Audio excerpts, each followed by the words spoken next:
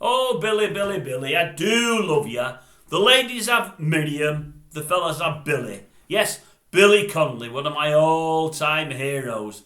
Don't know if you've heard the story of the last 24 hours or so, but I believe Billy's ruffled some feathers at BBC Radio 4.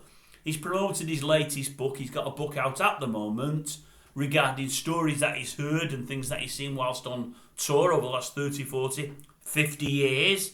And he's telling various anecdotes from the book.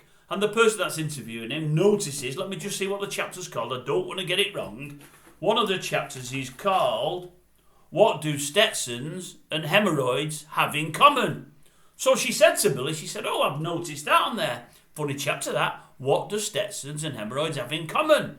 What's the thingy behind that one, Billy? Where's that name come from? The idea behind it. Oh, that one's an easy one, he said. That's to do with the story that Keith Richards from the Rolling Stones once told me.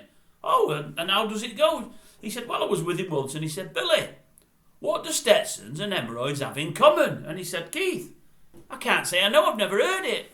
And Keith said, well, eventually, every arsehole gets one.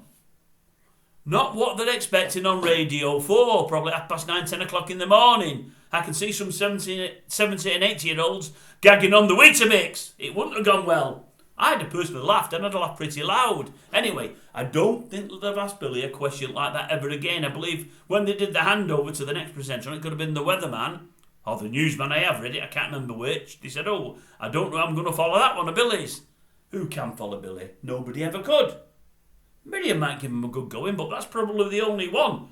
Anyway, another great story from the absolutely, unbelievably talented, brilliant, warm-hearted, lovely man, that is Sir Billy Connolly. What a hero.